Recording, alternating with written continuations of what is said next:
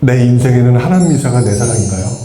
중곡동에는 괴물만 살아요. 그 동네는 혹시 안 보셨어요? 혹시나 왠지 느낌상 하남이 좋은 이유가 있으셨을 것 같아서 신도시고. 자, 그러면 여기서 또 한 가지 질문 하나 해볼게요. 자, 무슨 질문을 하고 싶으냐, 제가 왜 약간 이렇게 돌려서 질문을 했냐라고 한다면, 그렇다면 지금 현재 나한테 선택의 기회가 하나밖에 없어요. 하나는 수익이고 하나는 공기 좋은 집이에요. 자, 그러면 무엇을 선택하시겠어요? 수익이에요? 보통 많은 분들이 이렇게 얘기를 하시죠. 근데 사람들이 제일 못하는 게 뭔지 아세요? 나의 로망을 포기를 못해요. 지금 말씀 속에 약간의 그런 것들이 있으실 거예요. 제가 왜 중곡동에 괴물만 사나요? 라고 제가 질문을 던진 이유가 바로 거기 있어요. 중곡동 자체를 제가 폄하하는 얘기가 아니라 투자를 하거나 집을 사서 수익을 내겠다는 생각을 가지신 분이라면 이왕이면 머릿속을 조금 유연하게 하시는 게 나아요. 최종적으로 나중에 편하게 살고 싶은 게 목적 아니신가요? 자, 그렇다라고 하면은 현재 보기 좋고 뭐하는 것보다 조금 고생될지는 모르지만, 물론 보기도 좋고 좋은 동네면서 수익이 올라갈 동네라면 괜찮죠. 하지만 그렇지 않다면 나의 지금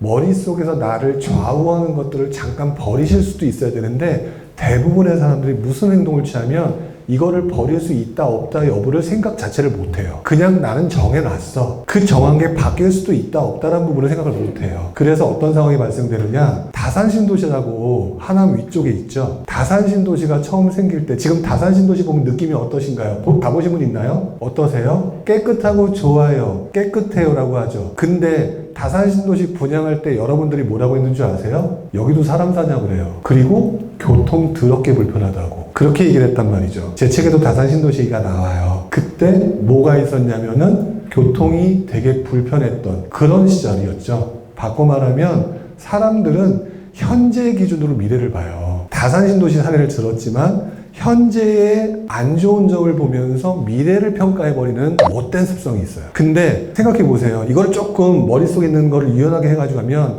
여러분들이 다산신도시에 입주를 했는데 교통이 불편해요. 그러면 다산신도시에서 성격 급하고 활동력 뛰어나신 분들이 사람 모으겠죠. 어디 갈까요? 남양주 시청 가서 누워버리겠죠. 이게 상식 아닌가요? 그럼 도로 뚫힐까요? 안 뚫힐까요? 뚫힐 거고요. 또는 신도시처럼 택지개발지구를 짓는데 도로 안 만들겠어요? 자, 그런 것처럼 분명히 뭔가가 있다라는 거죠. 투자를 할 때는 그래서 제일 중요한 게 뭔지 아세요? 초보자들은 현재의 상황을 가지고 미래를 평가를 해버리는 못된 습성이 있는데, 투자자거나 센스 있는 사람은요, 지금 그 불편한 상황이 바뀔 수 있는지 없는지부터 봐요. 그래서 그 부분을 평가한다는 거죠. 하남미사가 보기 좋다라고 하는 건 현재 모습이죠. 하남미사가 옛날이었을 때는 사람들이 뭐라고 했는지 아세요? 야, 여기는 비닐하우스밖에 없어. 여기는 불륜의 온상이야. 자, 그래서 미사가 나쁘다는 얘기를 말씀드리는 게 아니라, 내가 목적은 수익이라고 표현하셨잖아요. 그렇다고 하면은 그 동네를 보는 데 있어서 아까 말씀하셨던 것처럼 무슨 호재 이런 얘기 하셨죠. 그런 호재 같은 게 있는 게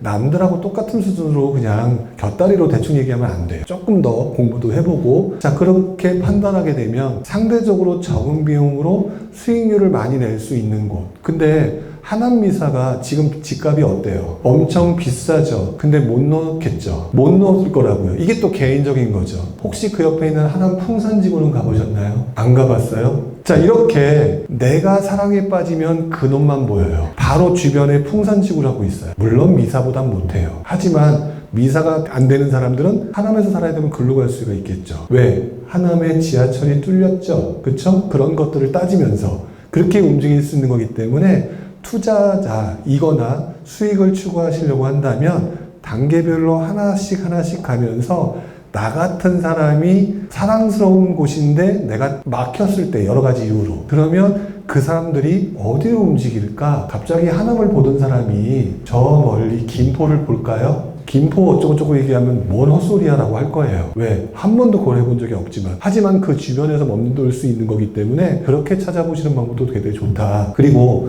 전혀 예상치도 않게 아까 내가 중곡동 얘기를 했던 것처럼 그 동네에 무슨 호재가 있는지는 확인해 볼 필요가 있다. 그래서 머리를 좀 유연하게, 많은 불인들이 제일 바보 같은 행동이 나오는 게 뭐냐면, 여러분들 이제 이렇게 얘기하면 제가 굉장히 오래된 사람처럼 되는데, 주유소 습격 사건이라는 영화 아시나요? 거기서 무대뽀라는 걔의 유행어가 있죠. 나는 무조건 한 놈만 패. 이런 성향이 있어요. 사랑에 빠지면 아무것도 안 보는. 근데 저 같은 경우도 제 사례를 말씀을 드리면 20몇 년 전에 진짜 저도 사랑에 빠진 게 있었죠. 좋아하는 게 있었는데 결국 제가 그럴 돈이 없었어요. 그러다 보니까 결국에는 하나씩 옆 단계로 가면서 결국 나처럼 움직일 수밖에 없는 사람들을 찾아서 거기를 먼저 들어갔더니 돈이 되더라고요. 그래서 그거를 모아서 다시 원래 목적으로 했던 동네로 들어왔어요. 또 그럼 그때 무슨 고민을 하는 줄 아세요? 이왕이면 빨리 들어오고 싶잖아요. 빨리 들어오고 싶으니까 빨리 들어올 방법은 뭘까? 어떤 방법을 해야지 내가 이렇게 해서 1,000만 원을 벌었는데 어떻게 하면 2천만 원, 3천만 원을 벌 수 있을까? 라는 고민을 하게 돼요. 이게 고민의 과정이거든요. 그렇게 하게 되면 몇 년 걸렸던 게 몇 년으로 단축될 거고 계속 단축이 되겠죠. 그러면서 어느 순간에 굉장히 익숙해져요. 그래서 남들이 얘기하는 게 막 웃겨요. 그 과정을 겪어보시는 게 맞다라는 생각 때문에 말씀을 드렸고요. 다시 한번 말씀을 드리지만 불인이라고 한다면 첫 번째 항상 되뇌이세요. 내가 이렇게 판단하는 게 나만 그런 것인지 남들도 그러는 것인지 대다수는 안 그러는 건 아닌지 라고 하는 부분을 생각해 볼 필요가 있다. 저도 흙수저였기 때문에 많은 분들이 이제 제가 앞에서 떠드니까 되게 이제 조금 이제 다른 식으로 생각하시고 이렇게 지금 이제 투영을 하셔서 보시거든요. 20몇 년 전에 제 모습은요. 저는 태어난 곳도 서울에서 옛날에 봉천동 그러면 어딜까요? 봉천동. 서울에서 제일 못 사는 동네. 혹시 난곡동이라고 아세요? 아세요? 난곡동, 납골. 저 거기 출신이에요. 뭐 해병대 갔죠? 꼭 몇 킬로 것처럼. 그렇게 해서 차근차근 올라오는 과정이 다 있을 것 같아요. 그러니까 지금 아마 제가 장담하건대 지금 불인이들이 하는 고민 중에 상당수가 내가 모르는 사이에 내 기준을 딱 장벽을 치고 고민하고 있어서 답이 안 보일 거예요. 그것부터 풀어야 돼요. 불인이들은. 그래서 자꾸 질문하라고 얘기를 하는 거예요. 지금. 왜냐하면 본인이 질문을 해야 돼서 그걸 깨트려야 되는데 그거를 못 잡아내요. 그러니까 남들이 깨트려 주려고 하는데 질문들을 안 한단 말이죠. 자, 그래서 한 번쯤 미사라고 생각을 하셨잖아요. 그렇다고 해서 딴 동네 찾으려면 또 오래 걸리잖아요. 미사가 보이잖아요. 당연히 강동구로 못 가죠. 그러면 그 다음에 사람들이 어디로 움직일까? 근데 최종 목적지가 미사는 아니죠. 더 좋은 데로 갈 거죠. 그렇다면 더 좋은 데로 가기 위해서 아까 말했던 중곡동도 찾아봐야 될 거고 그 옆도 찾아봐야 될 거고 그거는 다양하게 한번 해보셔야 돼요. 어쨌든 남들과 같은 방식으로 가게 되면 절대 따라잡지 못해요. 부동산 투자도 항상 시기와 때가 있는 법이기 때문에 그 시기와 때를 잡으려면 남들과 항상 다른 생각을 하는 게 맞다. 지금 현재 아마 전세 가격들이 많이 올라오기 때문에 전세 갭 투자 있죠? 괜찮을 거예요. 자, 왜 그러냐면 아무리 전세 갭 투자가 나쁘다 이렇게 얘기를 하더라도 이 투자는 절대 없어지지 않을 투자예요. 왜?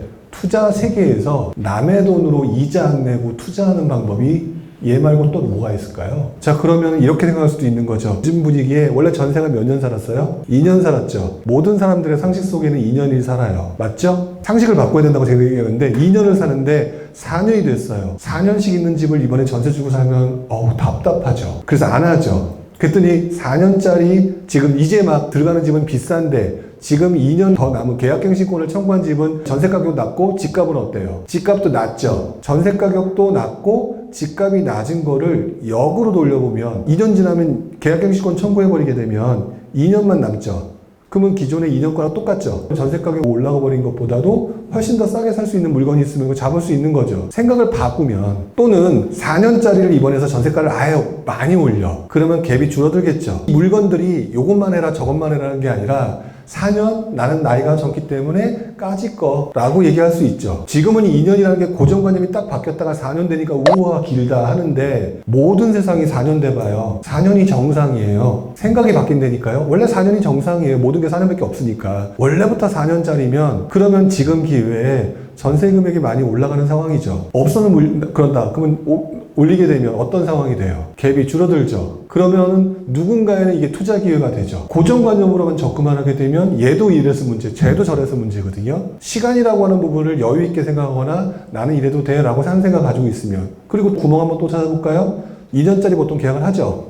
계약갱신권 청구해야 되는 상황이 되죠. 모든 돈 다 긁어 모아서 내가 입주할게. 세입자한테 얘기하면 어떻게 돼요? 입주해야 안 해요? 할 수 있죠. 2년짜리네요? 이거를 전문용어로 구멍이라고 합니다. 이렇게 다양하게 풀어내는 게 부동산이에요. 그렇기 때문에 그냥 있는 내용만 가지고 이렇게라고 판단하기보다는 가능하면 여러분들이 다양하게 생각을 하면서 유연하게 가는 게 되게 좋다. 투자자라면 아니면 실수요자라고 하더라도